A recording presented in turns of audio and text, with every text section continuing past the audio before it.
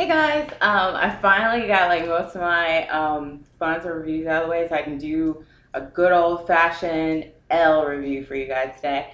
Funny story, just so you know before we do this review, this right now is cat hair. I finally got my bike helmet. Y'all know I was riding a bike with no helmet, right?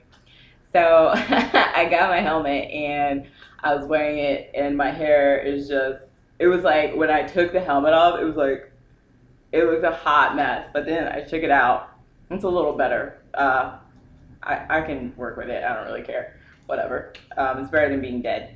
So, anyways, this is gonna be for HairVeda's Whipped Jelly, and this is their moisturizing curly hair gel. Blah blah blah blah blah. If you didn't know, HairVeda does use bases, but they charge reasonable prices. So I'm really okay with it, and they don't like lie and tell some sob story and like say like they're raising 50 puppies in a shed and all this kind of stuff. So I'm fine with it. But I just want to let you know because I think that consumers should be informed. Okay, so this stuff is basically like it has like aloe vera juice, acrylates, glycerin, avocado seed oil, fragrance, and it's a preservative. So this is what it looks like. It's very jelly in texture, and it smells like mangoes. It smells awesome. And the texture reminds me of Acrylates Pure Whip Jelly, or how Pure Whip Jelly used to be. I don't really know what it's like now because she changed the ingredients. But so I've been using this gel for a while. I actually got a sample of it like last year, and then when she had like the butters and like styler sale or whatever, I ordered like 3 of these jars. So this is my second one, and first of all, I just want to say that I do use a lot of this gel, but I don't feel like I use too much of it. Like I used it today, and I've used this twice, and it's only like probably like this much left. I can probably get 1 or 2 more uses out of this stuff in a 6.3 ounce jar. But obviously, like looking at my hair, you can tell it's not like severely coated. It's not stiff.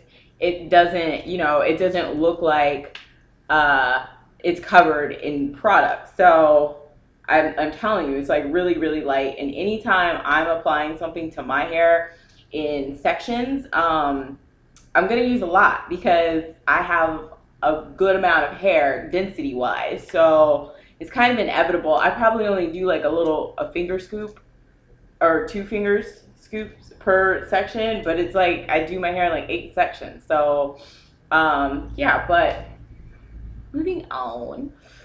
But like all I do is apply it in sections. After I do my leave-in today, I used, what I use? Oh, I use the Curls Milkshake. But, I mean, I really like how my hair looks today. And I've gotten pretty consistent results with this. I've used it to slick back ponytails.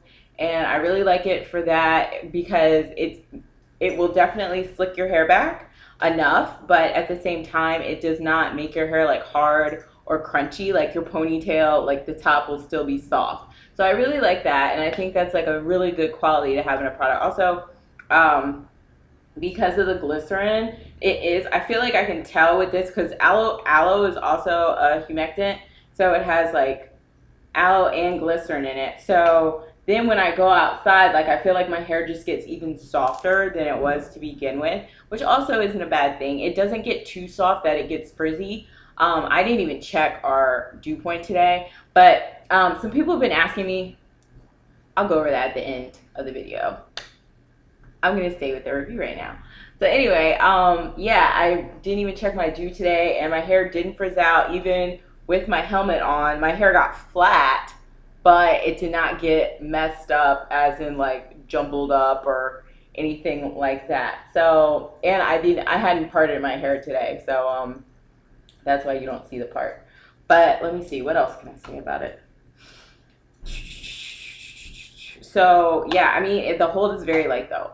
If you are looking for something with more hold, if you need something to give you more clumping to your hair, I don't think this is the right gel. Like I know in the front of my hair, like the curls almost look kind of stringy because that's like all it is. I did use curl keeper on top, but yeah, there's not a lot of clumping.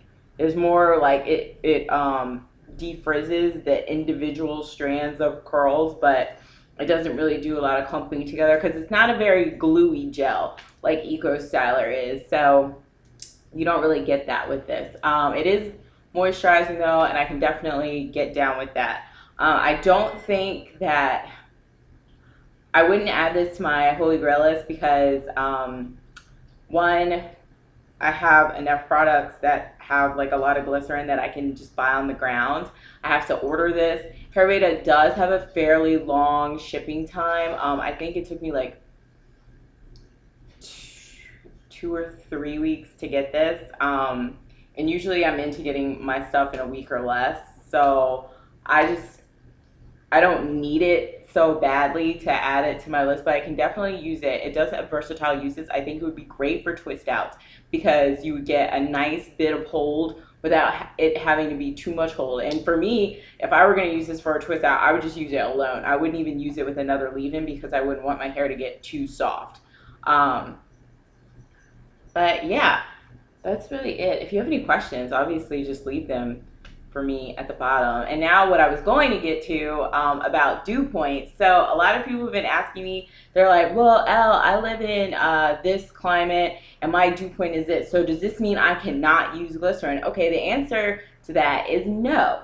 Technically, when you go over dew points, it's basically like an estimate. And scientifically, this is what happens to hair, like if you put like a straight humectant on hair. But some formulations take that into account, and then they also combine the humectant with sealers. So my advice to you guys is to just experiment, because there are some things that I should not be able to use in high dew points or low dew points that I've been okay with. My general rule is if the dew point's below 30 or above 60 about, like, I won't use something that has glycerin in the first 5 ingredients.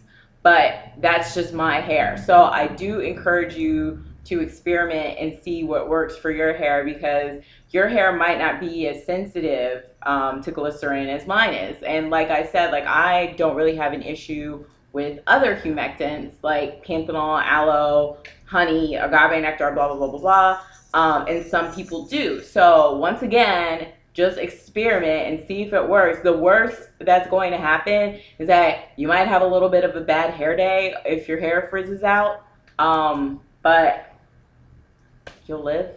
I just say, I mean, it's not the end of the world. Usually if something happens like that and I see my hair is frizzing out, I just hop my little butt back in the shower, or I just put my hair up in a ponytail and I'm like, good to go. But anyway, so that's pretty much it. And I also wanted to tell you guys, oh, I got my length check tank top. I'm wearing it right now. I don't know if you can see, but it's like this. I enjoy it because I really stink at measuring my hair. And so my hair right now is, it comes to about the 4 right here. So I don't think I'm going to do an official length check at the end of June because I haven't really been tracking my progress that well, like since the beginning of this year. But I'm gonna take pictures with the shirt, and then I'll probably come back in like another 4 months and do like a roll-on.